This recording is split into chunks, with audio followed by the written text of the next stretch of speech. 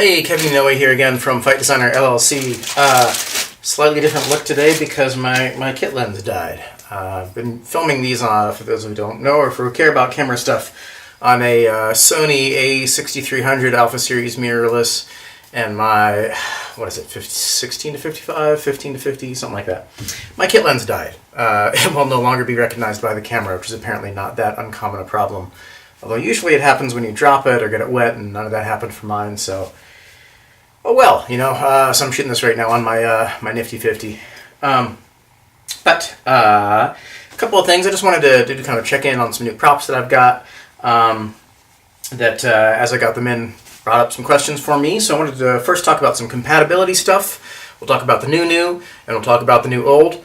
And the old new, and yeah, so here we go. The new that I got is a Zoraki 917 in this sort of brushed steel finish. You know, I have several of these already in the black, and for those who don't know, this is an obvious copy of a Glock 17. I don't know, Gen 3 maybe, something like that. I mean, it's not that specific. Not the Gen 1 because it's got the tack rail. So yeah, I had these in black already, but. I hadn't gotten one of them in this particular finish. I have some of the Gap G17s that are sort of the Gen 1 copies in the polished slide, but I like these much better, those Zorakis. And I've reviewed them elsewhere for those who don't know. But it got me wondering, because I also had recently gotten back some Zoraki 917s from a gig. Sorry, not 917s, 925s, the machine pistol. Hang on, this one. Yeah, the 925. And it occurred to me to wonder, since this has extended magazines, if they would work also in the Glock. Because with real Glocks, it's not at all uncommon, in the states where it's legal at least, to be able to find the sort of extended high-capacity magazines. And I thought, especially with the silver one, that might be kind of a fun, sort of pimped-out look for this gun. But for those of you who are wondering, the answer is not quite. And it's close. It fits. The outer dimensions are, I believe, the same. The sheet metal, the original sheet metal fabrication, to me, looks identical, even down to the feed lips. Now, what's different? There's two things that are different, one of which is an easy fix, one of which would be a harder fix, if I wanted to mod one of these to be able to work in a G17.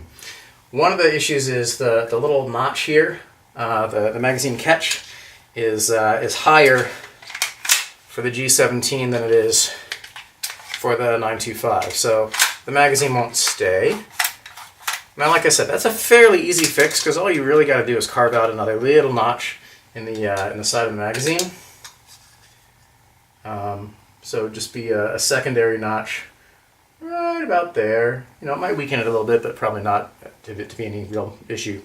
But the real problem is that there's a feed issue because the angle is different on the, I guess it's just the feed ramp, the follower.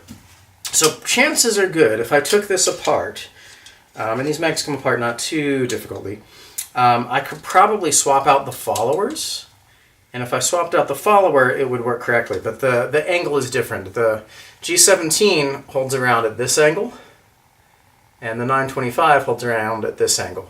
So we've got kind of two different angles, such that if I tried to, even if I just kind of manually hold this magazine in place, and try to load around, it'll just push it into the base. It won't load it into the feed ramp. It's kind of trying to go this way instead of straight this way like it needs to get into the chamber. So some angle issues. If for some reason I did have a client who really wanted that look, you know, there's a decent chance, like I said, that I could probably swap out those followers. They are the same width. And I think if I change the follower, that'll change the angle of the feed. And the magazine lips themselves look identical. So that's probably doable, but I'm not going to do it unless I've got a gig that's asking for it, because it might be a pain in the butt, and these are maybe not the easiest to find, especially since Zoraki's not commonly imported, at least in these models in the US anymore. Of course, another popular accessory for handguns would be a suppressor. Now, there are fake suppressors that are made for a number of different models of blank guns. Now, you do have to have the front vent version that's actually threaded on the inside of the barrel. This is different from the way it would be on a real firearm. On a real firearm, obviously, it'd be threaded on the outside of the barrel because you don't want to do anything that's going to obstruct the inside of the barrel, because then the bullet, as it exits, is going to smack into that, launch everything forward, or else it'll jam and blow up in your hand. Not a good thing. So for blank guns, they're actually threaded on the inside of the barrel, which is a little bit of a cheat. And then, you know, so they'll often have like the little gas signal adapters. If you look at my last video on cleaning blank guns, I showed that for the 925, some of the different attachments they had for that. But often the front vent versions will come with a little flare launcher adapter thing. It can shoot pepper balls, it can shoot flares, things like that. Over in Europe, where firearms are not as readily available, some of the countries that don't allow real firearms will allow these, and you can get sort of less lethal self-defense pellets and flares and things like that you can launch with them if you so choose. But that also means you can attach fake suppressors. Now, I do say fake. There is apparently a real suppressor made, I think, for the Umarex models. I've never seen it for sale in the US because I'm not sure how that would fall out legally. If it would be considered a real suppressor since it's not for a real firearm, but it does actually dampen the sound of the fake firearm, I don't know. And nobody's wanted apparently to take that risk of trying to import it. I've never seen one for sale in the US. The fake suppressors, they don't actually help the sound at all. It's purely cosmetic, but you know, if you're doing it for film, you can always turn down the sound and add something else in later anyway.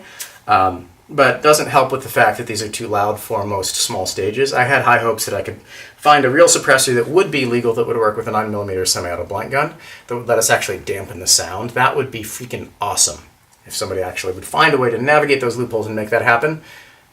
Maybe. But until then, what we have is purely cosmetic. But there are at least two main different diameters that I found of internals of the barrels. And the Umarex and the Zoraki use two different systems. So this one is fitted for the Umarex models. It is way too small to fit in the Zorakis. This one is fitted to the Zorakis. And it should... I've tried this on one of the black ones. I haven't tried it on this one before. We'll find out. Yeah, there we go. And it threads in there so that you get a little bit of a suppressed firearm aesthetic. But like I said, it does not actually dampen sound at all. It's just a tube. Doesn't do a damn thing to actually make it less loud.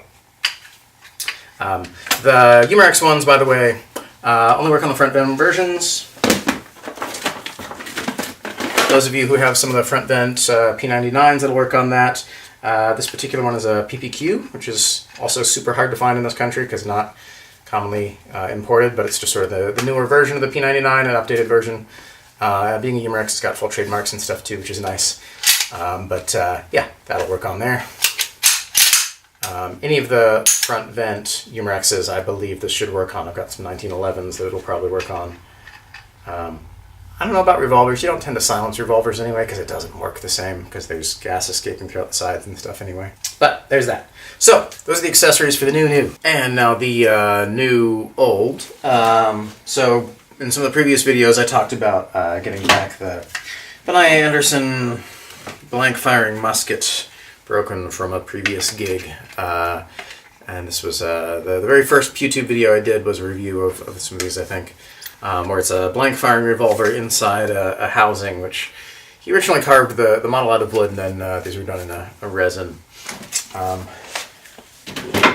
And since that broke, I have now made a copy of my own in hardwood. Unfortunately, the trigger guard also broke when I tried to bend it to fit the new stock shape, so I had to make a new one of those out of brass, because it was what I had that could bend well enough. This is still the original side plate.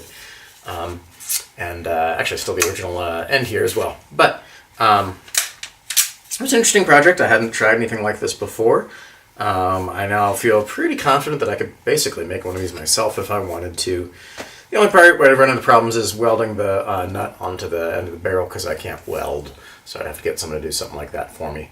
But I have now test fired this, although the test firing was done before the trigger guard was added. But it'll give you a good sense. Now, if you look at this video, you'll see that you really can't see much coming out of the barrel. It is a front venting blank gun, but it's a long barrel, so you're not going to see a whole lot coming out of there unless you pack some flash cotton or something down there. I don't know, which I wouldn't mess with it.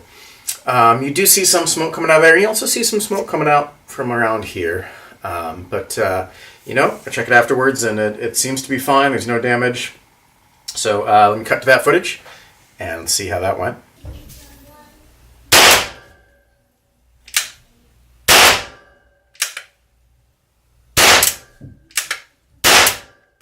Alright, well, let's see if there was any damage on the inside there. So this is not complete. I still want to add a trigger guard and maybe some brass bands, possibly a brass butt cap with a decoration. But before I invest any more time in this than I already have, figured we'll see. Oh, smoke coming out of the barrel there. Interesting. All right, let's take a look.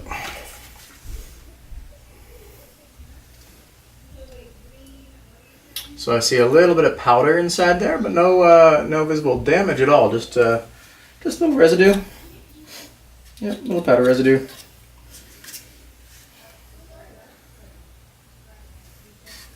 But you know, I didn't see it go flying. Doesn't seem to have damaged anything.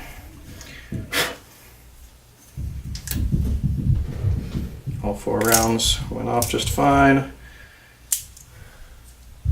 Still some smoke coming off the barrel there. I don't know if you can see it. And let's see if I see some light through there with that open. Sometimes you can check the bore with this cylinder open. So obviously there's no rounds going to be coming at me here, but I need a way to get light in through there because I can't get behind it to look down the barrel from that direction, unfortunately. Yep. So there you go. It seems to work. As you can see from the drawings photos, as I was putting this together, I did do it in 2 pieces. It's a lot easier to hollow this out doing it in 2 pieces. Solid wood glue, and then also there's a rivet here, and actually the way that this is held together with this curved around rosette here, that also actually helps hold it together. So it seems to be pretty solid. I'm not too worried about it. If I need to, I mean, I thought about putting a brass band up here by the end, since this part doesn't ever have to come off to load it or unload it. It might help tie in the brass of the trigger guard. I'd also wondered about a brass butt plate. Some historical models had that. I don't know if it's worth it. This is never going to be a hero prop anyway for film or anything, because if you look up too close, you can tell that it's a blank firing revolver inside a musket shell. So this is really only for live theater use anyway. This is going to be your Les Mis or your what else might use it? I don't know. Which I just rented it out for something. I can't remember off the top of my head what it was now. They used it, and I had another inquiry just the other day. So, you know, there are some shows that are looking for a blank firing muskety kind of thing. Obviously the Musketeers could use one as well. This is not really period correct for the Musketeers. That really ought to be a matchlock, but you know, we'll have to save that for another project another time. So that's my new toys from PewTube, talking about those. I've got some other stuff I've been working on with FightDesigner LLC. I'll be making another little clip at the same time now, talking about some of the axes and things that I've been doing over on that side of the props house. That is not firearms related, therefore not going into PewTube. But for those of you who are interested, I do have stuff I throw up sometimes on the FightDesigner channel related mostly to swords. Usually this one will be about axes, but you know, basically any of the prop weapons and fight choreography stuff that is not firearms at this point I put over there. Plus, before I started up PewTube, there's a bunch of other stuff you'll find over there. The original reviews of the Zoraki 917, for example, was up there a few years back because I hadn't started PewTube yet. So I have added some of those to the playlists. So as you explore, if you haven't already, if you go to the playlists for PewTube, I have added things in there that are, in some cases, FightDesigner videos, not PewTube videos. And I think also some things that are not even mine, but I just thought were useful and relevant, so I've tacked them on there as well. So if you have suggestions or anything else that you think should be added to any of those playlists, by all means let me know, and I will consider doing so. Coming up, what have we got next? You know what? Hopefully in this next week, I'll get to finally see John Wick 3. Maybe we'll talk a little bit about that and see what that inspires me to do for the next PewTube. We'll see. All right. So until then, this is Kevin Inoue signing off. Stay safe, have fun, look good, comment, like, subscribe, share, and I'll see you next time. Thanks.